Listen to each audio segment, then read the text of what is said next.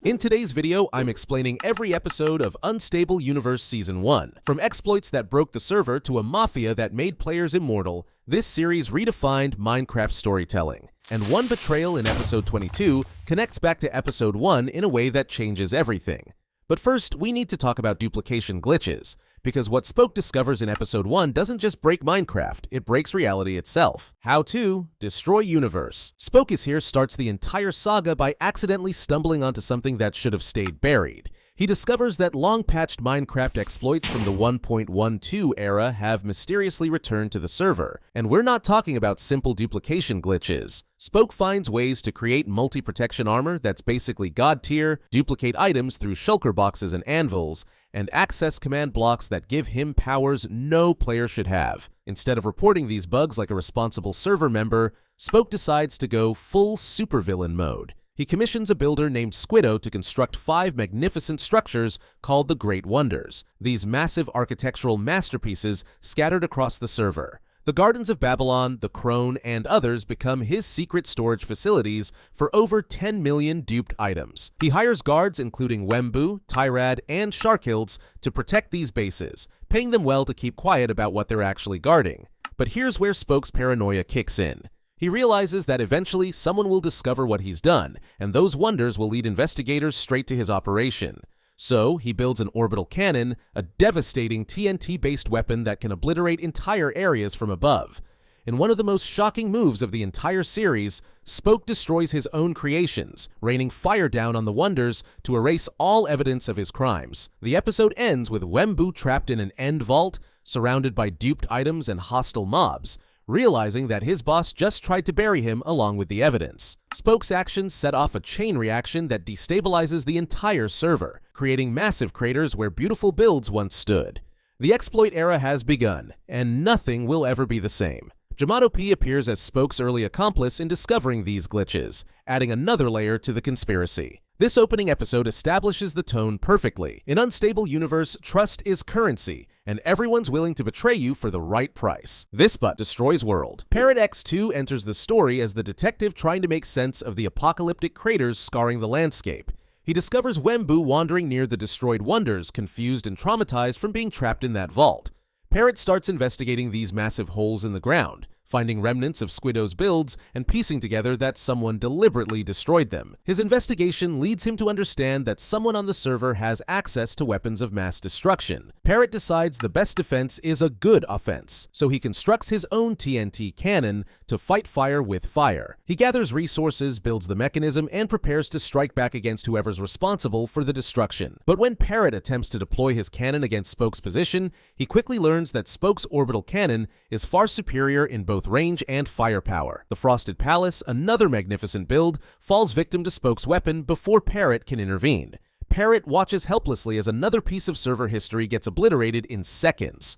Before the episode ends, Parrot receives mysterious music discs that hint at a larger scavenger hunt. These aren't ordinary discs, they contain coordinates and riddles that point toward hidden locations across the server. Spoke is playing games now, challenging anyone brave enough to follow his trail. Parrot realizes he's not just fighting an arms race anymore, he's entered a twisted puzzle designed by someone who's always 3 steps ahead. The button in the title refers to Parrot activating Spoke's trap, unknowingly triggering more destruction. This episode shows that even the heroes of this story can become unwitting pawns in someone else's master plan.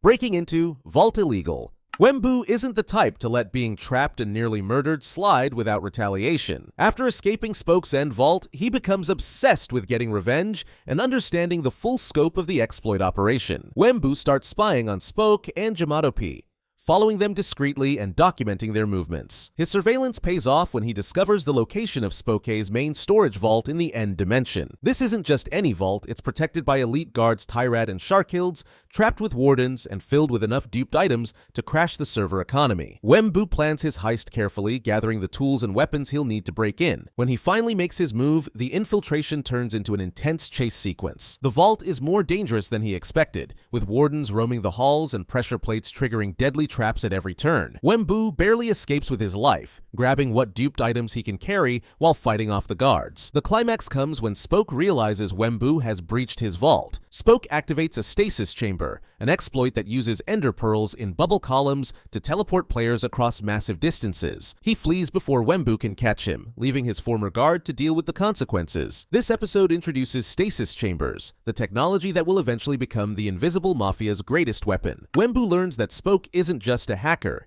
He's a genius at exploiting Minecraft's mechanics in ways that shouldn't be possible. The vault break-in escalates the conflict from personal vendetta to full-blown war, because now multiple people know about the exploits and everyone wants their piece. How stole? Items million. Spoke realizes his empire of duped items has become a liability instead of an asset. Too many people know about the exploits now, and keeping all those items is just painting a target on his back. He makes the executive decision to destroy everything, burning through his stockpiles and eliminating evidence of his crimes. The destruction doesn't go smoothly. As Spoke torches his hidden bases and item stashes, fire spread out of control. Squidow's base catches fire and burns to the ground. Months of building work destroyed in minutes. Japex's home suffers the same fate, collateral damage in Spoke's scorched earth policy. These weren't enemy bases, these were neutral builders who had nothing to do with the exploit war. Spoke's carelessness starts turning the entire server against him as word spreads about the burning bases. People who were previously neutral start picking sides, and most of them aren't siding with the guy who's burning down their neighbors' homes. Spoke's rampage gets interrupted when a player named Rochambeau manages to trap him. The hunter becomes the hunted, and suddenly Spoke finds himself on the receiving end of the imprisonment tactics he's been using on others. The episode title references the 10,356,000 duped items Spoke destroys,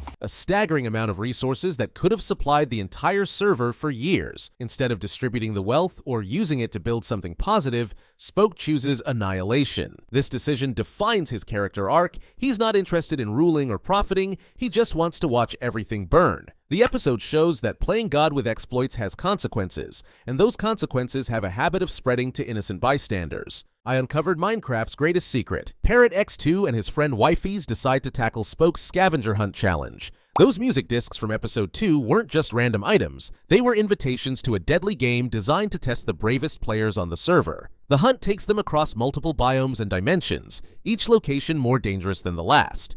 They discover elaborate puzzle castles with redstone mechanisms that need solving under time pressure. Lighthouses on remote islands contain clues written in riddles that reference Minecraft lore and server history.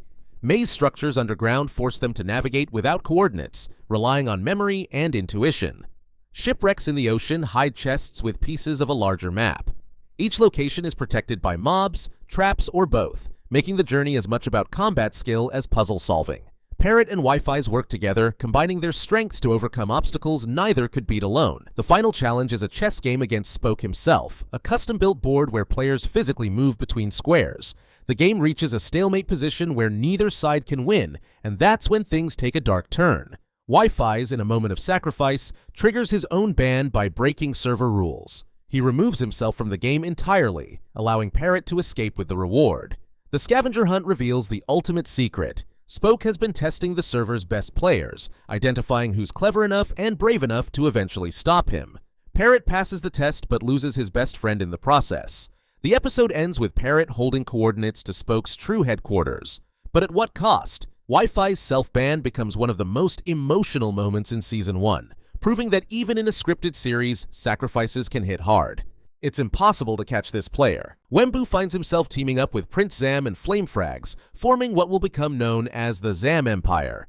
This alliance brings together 3 of the server's most skilled PvP players, and their first target is figuring out where Spoke keeps disappearing to. Wembu uses his knowledge from the vault break-in to track Spoke's movements. They interrogate Squiddow, the builder who constructed the wonders. She doesn't give up information easily, and the scene gets tense as the Zam Empire members debate how far they're willing to go for answers. Eventually, Squiddow reveals enough details for them to locate Spoke's end base, the fortress he's been using as his main operations center. The Empire launches a raid, bringing stacks of totems, god apples, and top-tier weapons. When they arrive, they find the base is even more heavily fortified than the vault Wembu infiltrated earlier. Spoke has learned from his previous security failures. The end base features multiple layers of obsidian walls, trapped pathways, and hidden escape routes. The raid turns into a cat-and-mouse chase through the end islands, with Spoke activating stasis pearls and teleporting away whenever the Empire gets close. This episode showcases why Spoke has been impossible to catch. He's built redundancy into every system. Every base has an escape plan, every confrontation has an exit strategy. The Empire manages to loot some of the base, but Spoke himself remains free, vanishing into the void between end islands. Wembu realizes that catching Spoke will require more than brute force. They need to outsmart someone who's made a career of being 3 steps ahead. The episode ends with the Empire controlling territory, but not their target. A hollow victory that sets up future conflicts. I broke into Minecraft's most secure prison. Parrot decides that Wi-Fi's sacrifice cannot stand. His best friend banned himself during the chess match, and now Parrot makes it his mission to break into the server's most secure prison and free him. This prison, likely an early version of Proton, holds both Wi-Fi's and Spoke, creating an awkward situation where Parrot has to rescue his friend while the guy responsible for half the server's problems is in the next cell. Parrot gathers materials for the prison break, collecting TNT, withers, and equipment to exploit chunk ban mechanics. Chunk bans are areas where the server crashes if loaded, creating invisible walls that trap players. The prison uses these as cell walls, making escape theoretically impossible. But Parrot discovers that careful TNT placement can destroy the blocks causing the chunk bans, essentially blowing holes through unbreakable barriers. He summons withers inside the prison as a distraction. The chaos of the boss mobs fighting guards gives him cover to work on the chunk ban exploit. The plan works too well. As Parrot frees Wi-Fi's and Spoke, he accidentally triggers a mass breakout. Other prisoners escape through the holes he created, and suddenly some of the server's most dangerous players are loose. Criminals, griefers, and troublemakers pour out of their cells and scatter across the server. Parrot gets Wi-Fi's back, but unleashes a wave of problems that will haunt him later. The accidental breakout shows that even good intentions can have catastrophic consequences in unstable universe. The episode marks a turning point where the exploit era starts giving way to something worse: organized crime and empire building.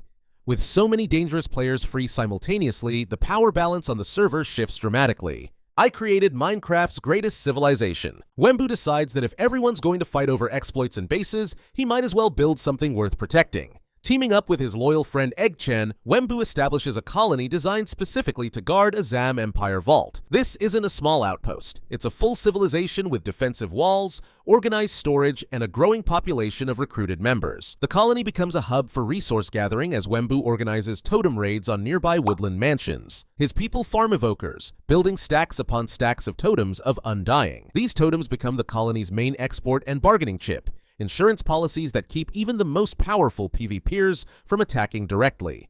Wembu also establishes Horus Village, a separate settlement named after one of his key allies. The dual settlement strategy means even if one location gets raided, the other can continue operating. Egg-Chan proves invaluable as Wembu's right hand, balancing Wembu's aggressive tendencies with more diplomatic solutions. While Wembu wants to fight every threat, Egg-Chan suggests building relationships and trade agreements. The colony flourishes under this partnership, attracting builders and fighters who want stability in a server torn apart by chaos.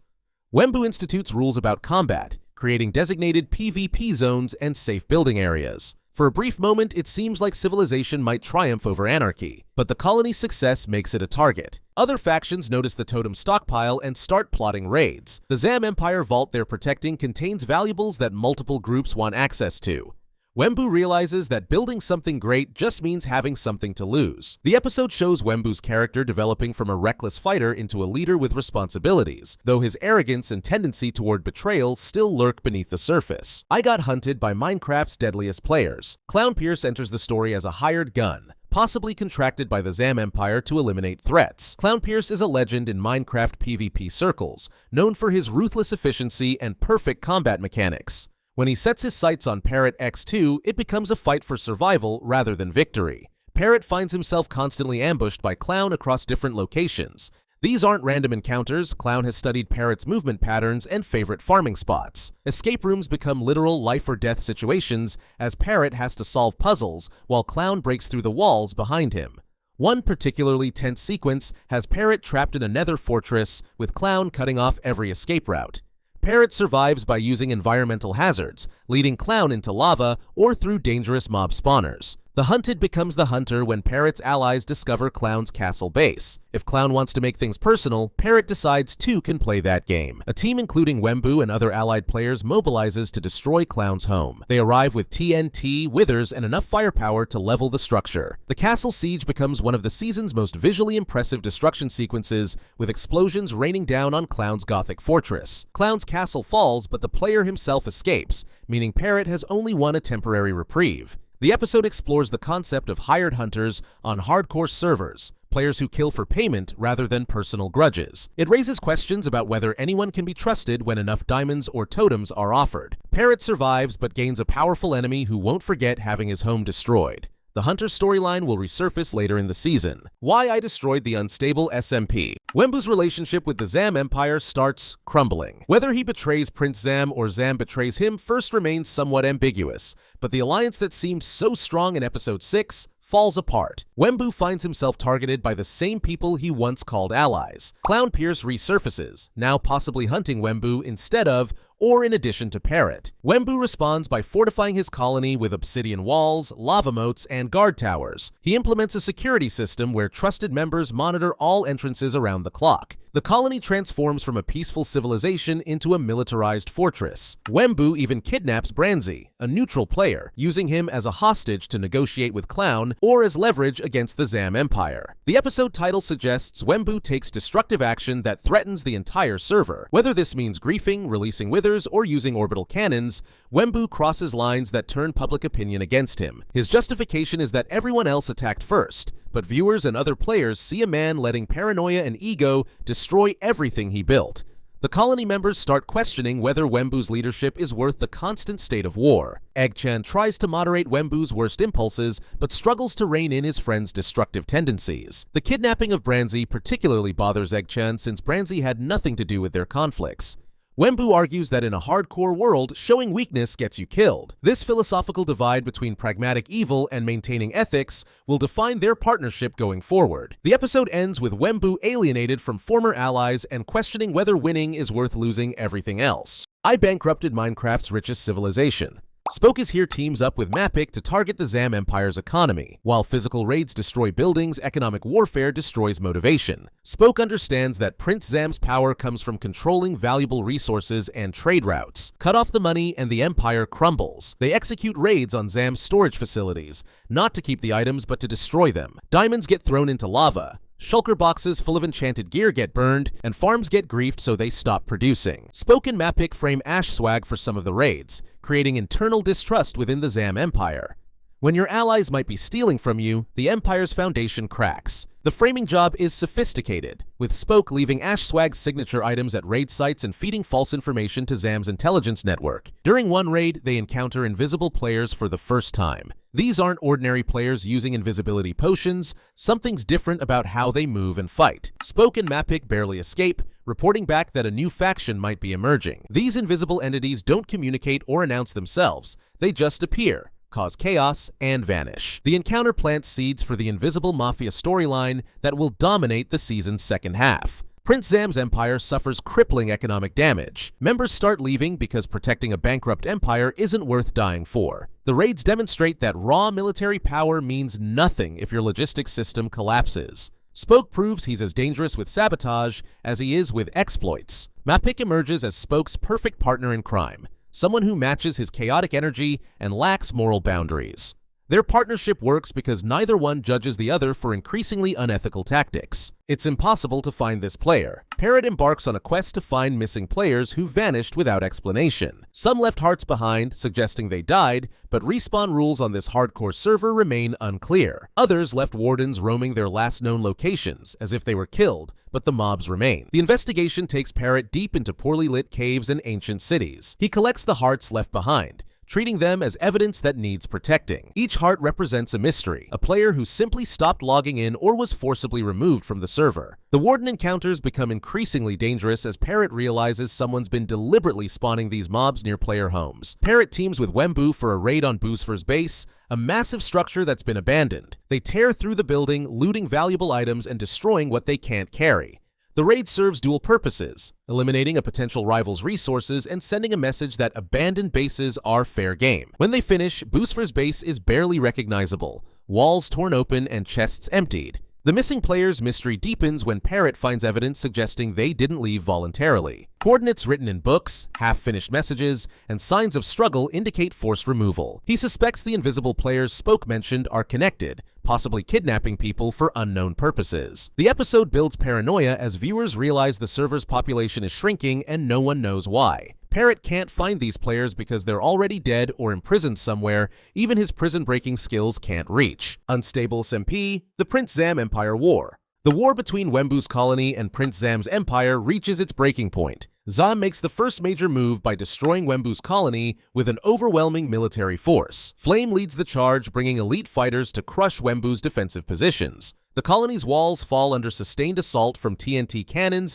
and mace-wielding soldiers. Wembu watches his civilization burn and decides if he can't have it, neither can Zam. He constructs a massive statue of Prince Zam's face, a monument to his former ally turned bitter enemy. Then he builds an orbital cannon aimed directly at the statue. The nuclear option becomes literal as Wembu obliterates the statue and large portions of Zam's empire territory with devastating explosive power. Chunks get erased, builds get vaporized, and the landscape transforms into apocalyptic craters. Main Pair, one of Zam's trusted lieutenants, betrays the Empire during the crucial battle. His defection swings momentum toward Wembu's forces, proving that Spoke's earlier sabotage created lasting cracks in Zam's organization. When your own people turn against you mid-battle, the Empire's already lost. Main Pair's betrayal involves leaking defensive positions and attack timing to Wembu's scouts, allowing for devastating counterstrikes. By the episode's end, Prince Zam's empire lies in ruins. The orbital cannon bombardment destroyed so much infrastructure that rebuilding would take months. Zam's remaining forces scatter, some joining other factions while others go underground. Wembu stands victorious but also homeless, since his own colony got destroyed in the opening moves. Flame and Jaden underscore Man emerge as survivors of the conflict, their friendship tested but intact. The Empire War demonstrates that in Unstable Universe, victories are always Pyrrhic, and success just makes you the next target. Escaping Proton, Minecraft's most secure prison. Wembu and Prince Zam find themselves imprisoned together by Clown Pierce despite being enemies. Clown doesn't care about their politics, he got hired to capture dangerous players, and that's what he did. The prison is massive, with multiple cell blocks housing various server troublemakers. Wembu and Zam form an uneasy alliance out of necessity. Neither wants to stay imprisoned and neither trusts the other, but escaping alone is impossible. They study the prison's layout, identifying weak points in the obsidian walls, and guard patrol patterns. The escape plan involves mace combat, the powerful new weapon that deals massive damage based on fall height. Wembu practices mace techniques, learning to combo fall attacks with critical hits. The breakout happens during a guard shift change when security is momentarily relaxed. Wembu and Zam fight through the guards using mace attacks, dropping from elevated positions to deal devastating damage. They free other prisoners along the way, creating chaos that covers their escape. Clown Pierce arrives to stop the breakout,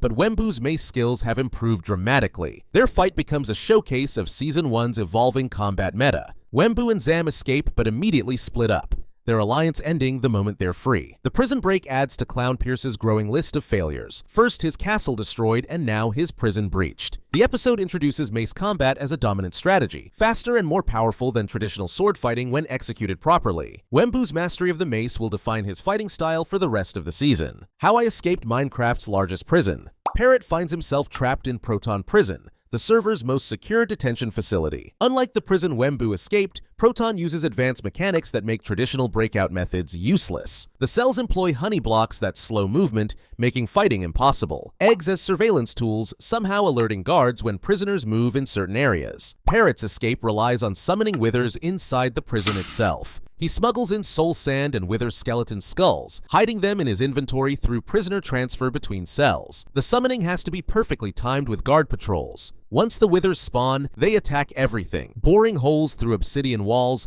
that would take players hours to mine. The chaos of 3 withers rampaging through Proton creates the distraction Parrot needs. Guards abandon their posts to fight the boss mobs, and prisoners start rioting, seeing their chance for freedom. Parrot uses the wither-created holes to navigate between cell blocks, avoiding the honey block traps. He collects his gear from the confiscated items storage and makes for the exit. The escape sequence showcases Parrot's creativity and planning skills. Where Wembu used brute force with mace combat, Parrot uses environmental exploitation and mob mechanics. His escape style fits his character, the tactician who thinks 3 moves ahead. Proton Prison survives the breakout, but its reputation as impenetrable is destroyed. If Parrot can escape, others will study his methods and replicate them. The prison becomes just another location rather than a permanent solution to troublesome players. I built Minecraft's safest civilization. Parrot X2 establishes End Civilization on the floating islands beyond the main End Island. The isolated location provides natural defense, with void gaps between islands preventing easy access. Only players with good Elytra skills can reach the civilization, filtering out less experienced threats. Parrot recruits Dianthropine 9 as a key member.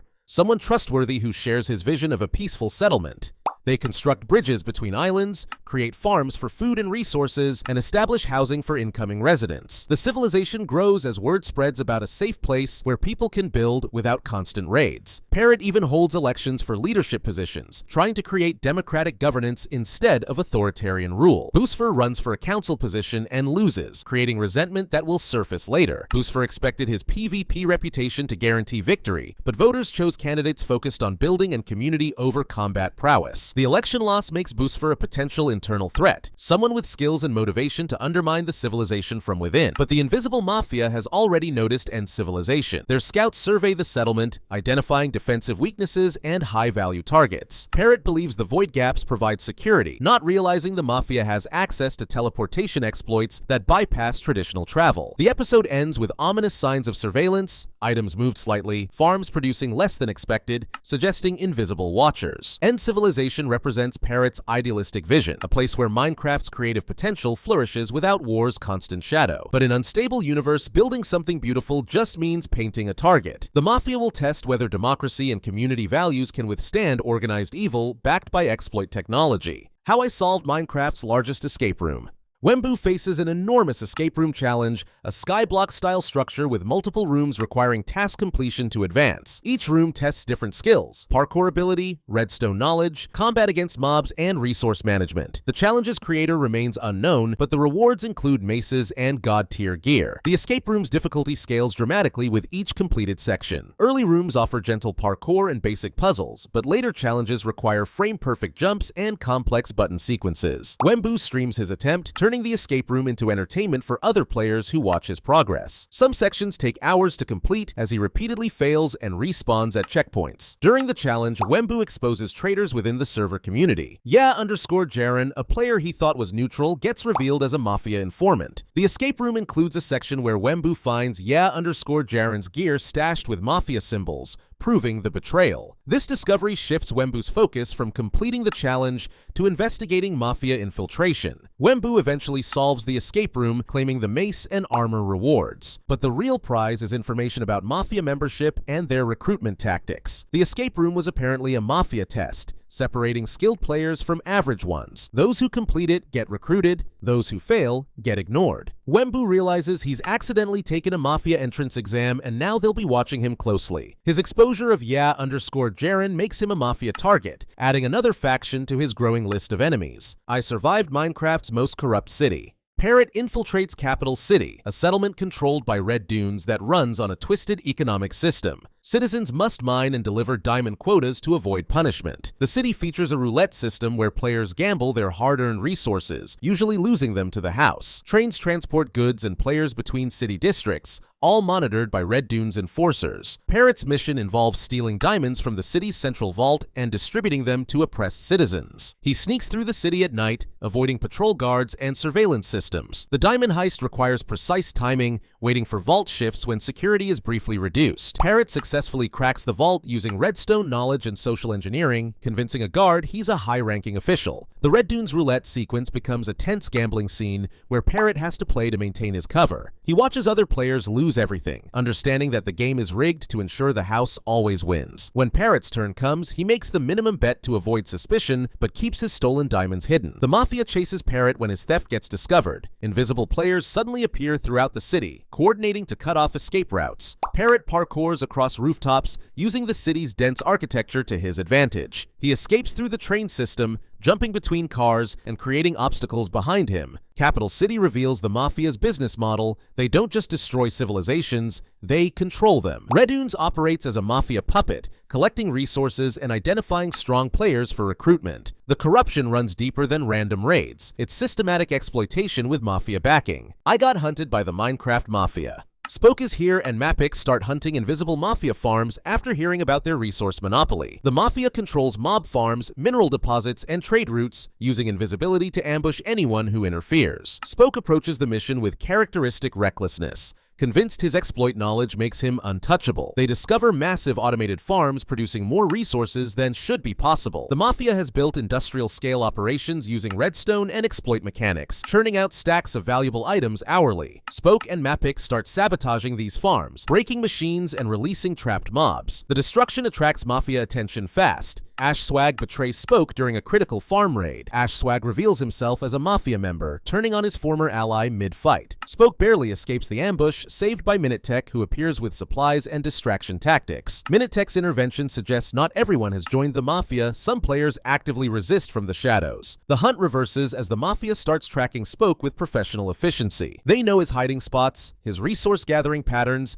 and his allies' locations. Spoke realizes the Mafia has intelligence networks rivaling government agencies, information flowing up through ranks to diamond-tier leadership. His exploit knowledge means nothing against an organization that's mastered both vanilla mechanics and exploit technology. The episode ends with Spoke in hiding, understanding that direct confrontation with the Mafia means death. He'll need infiltration rather than aggression, becoming something he's always mocked: a spy. I discovered a Minecraft sky civilization. Wembu trains intensively with maces, perfecting the combat style that will define late-season battles. He builds practice arenas with varying heights, learning optimal drop distances for maximum damage. Eggchan helps refine his techniques, suggesting combo moves that chain fall attacks with weapon enchantments. The training pays off when Wembu discovers a sky-based civilization floating above the server. These aren't simple sky islands, they're interconnected platforms with farms, housing, and defensive positions. The civilization appears neutral, but Wembu suspects Mafia connections due to the location's secrecy. He launches reconnaissance missions, flying past on Elytra to observe their routines. His suspicions prove correct when Eggchan reveals they've been using invisibility potions. Eggchan, Wembu's most trusted ally, admits to scouting for the Mafia, but Eggchan claims they're a double agent, feeding bad information to Mafia leadership while protecting Wembu. The revelation strains their friendship as Wembu questions whether anything Eggchan said was true. Wembu raids Mafia positions in the Sky Civilization using his perfected mace techniques. He drops from maximum height, dealing devastating attacks that one-shot even heavily armored opponents.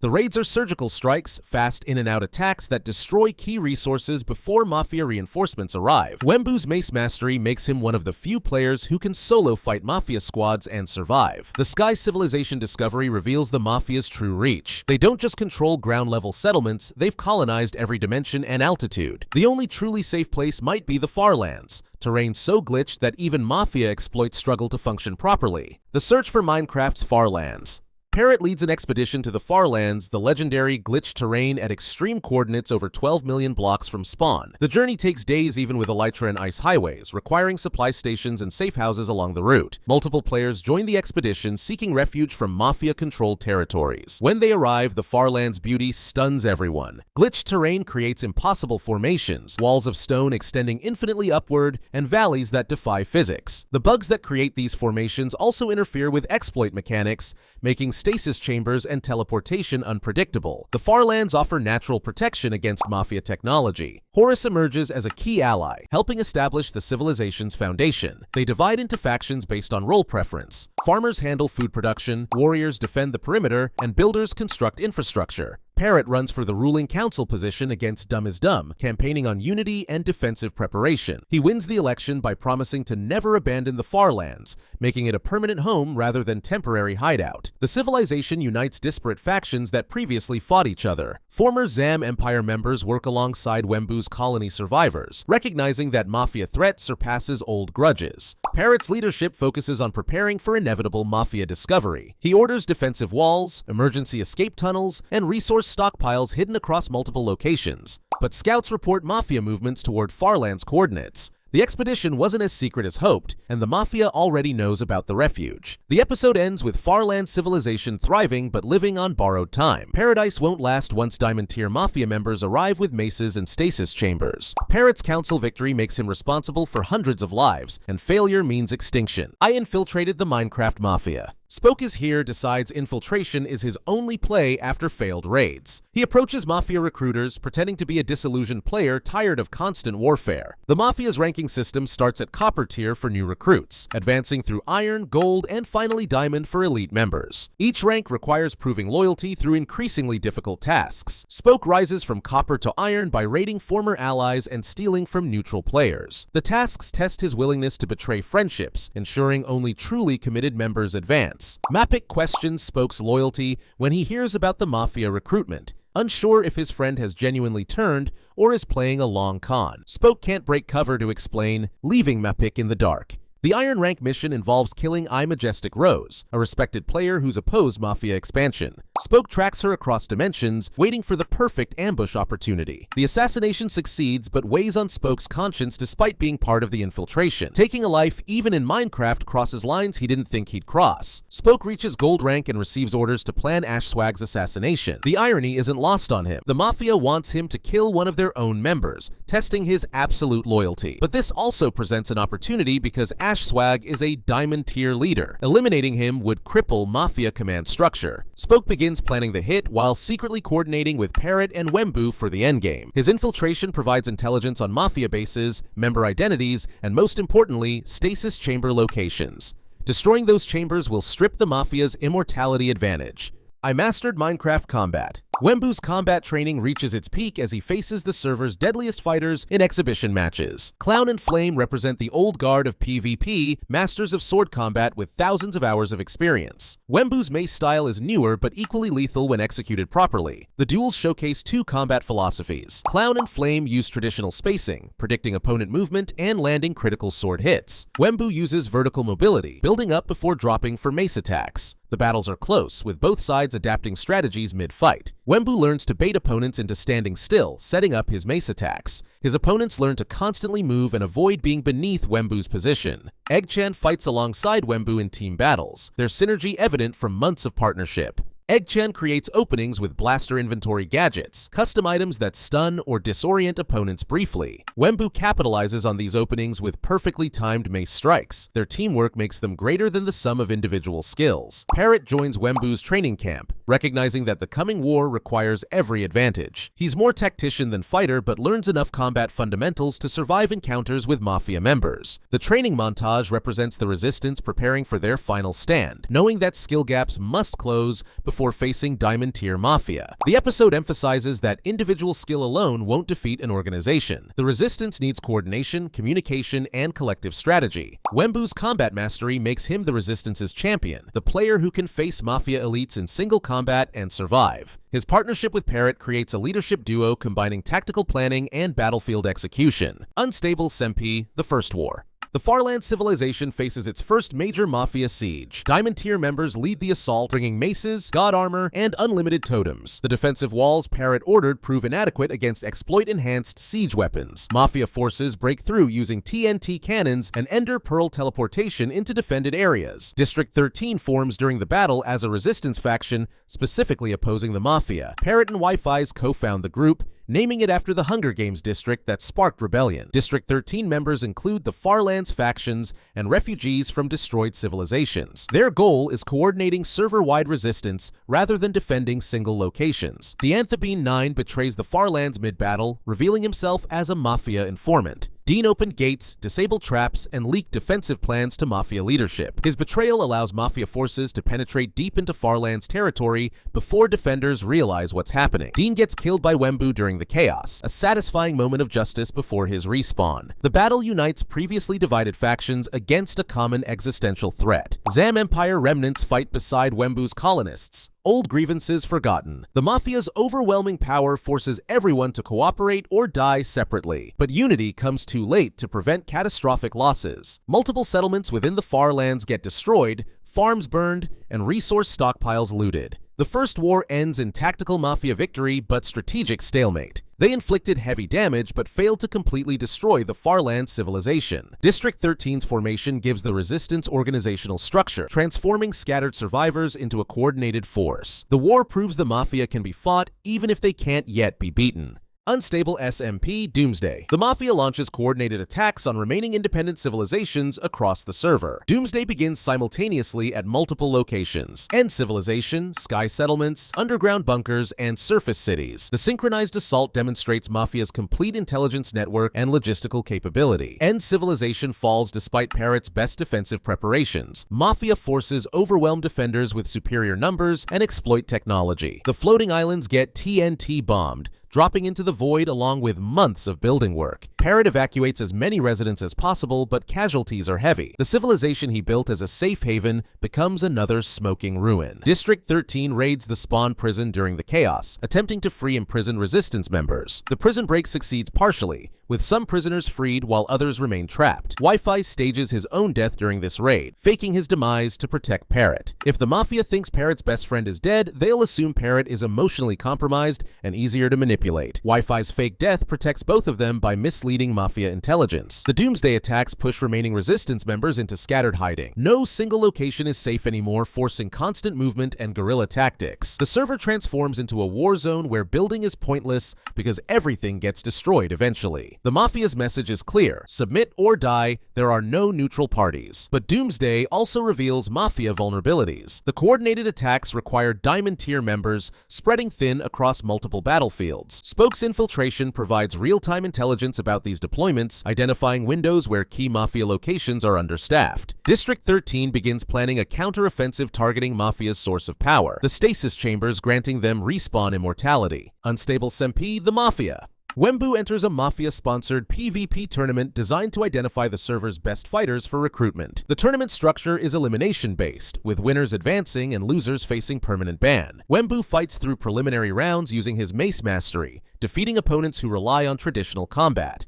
The tournament showcases the server's top PvP talent. Flame emerges as Wembu's main rival, their contrasting styles creating compelling matches. Flame's sword technique versus Wembu's mace creates almost philosophical debates about which weapon is superior. The finals pit them against each other in a best-of-3 series. Wembu loses the finals to Flame in a close match that could have gone either way. Flame's experience and composure under pressure edge out Wembu's aggression and innovation. The loss stings but proves valuable, showing Wembu his limits and areas needing improvement. Flame respects Wembu's skill, acknowledging him as a worthy opponent rather than just another victim. The tournament reveals Mafia's recruitment criteria and internal hierarchy. Diamond tier members attend as observers, evaluating fighters for potential recruitment or elimination. Strong players who refuse recruitment become targets, while cooperative fighters get offered positions. The Mafia runs the server like a business, identifying human resources and exploiting them efficiently. Farland's resistance members chase Wembu after the tournament, believing he's genuinely joined the Mafia. His tournament participation and loss to Flame created cover for deeper infiltration. The resistance doesn't know Wembu is coordinating with Spoke on the inside, setting up the final assault on Mafia infrastructure. The tournament episode shows how the Mafia has corrupted even competitive gaming into a recruitment tool. The end of the Minecraft Mafia. Spoke's infiltration culminates in locating the Mafia's Stasis Chamber Mountain, a fortress containing multiple pearl chambers that give Diamond tier members respawn immortality. The chambers work by keeping ender pearls suspended in bubble columns linked to specific players. When those players die, the Stasis chambers teleport them back to safety instead of permanent death on this hardcore server. District 13 mobilizes for a coordinated raid on the Stasis Mountain. Parrot handles tactical planning, Wembu leads the combat assault, and Spoke provides internal sabotage. The multi-pronged attack hits simultaneously from different directions, overwhelming Mafia defenders. Resistance members fight with desperation because failure means extinction, while the Mafia fights with arrogance, assuming their immortality makes them invincible. Spoke reaches the Stasis chamber room and begins destroying the mechanisms. Each chamber destroyed removes one Mafia member's respawn ability, making them vulnerable to permanent death. Ashswag discovers the sabotage and confronts Spoke in a climactic battle. The fight between former allies becomes personal, with Ashswag accusing Spoke of betrayal, while Spoke argues the Mafia betrayed everyone first. The Stasis chambers get destroyed completely. Diamond tier Mafia members suddenly face actual death consequences, destroying their willingness to take risks. Ashswag flees rather than fight to the death, his escape representing the Mafia's collapse. Without immortality, their empire crumbles as members abandon the organization. The raid succeeds beyond expectations, not just destroying chambers, but breaking Mafia morale. The server slowly begins recovering as former Mafia territories become become available for settlement. The Resistance won, but at enormous cost. Multiple civilizations destroyed, hundreds of players banned or driven away, and trust between server members shattered possibly forever. The ending hints at Season 2 continuing the story with new threats, suggesting that destroying one evil organization just creates power vacuums for others to fill. Parrot stands in the ruins of the Stasis Mountain, victorious but wondering if winning was worth the price paid. If you enjoyed this video and want to see part 2 where I explain Season 2, let me know in the comments. Subscribe and like the video, and see you soon.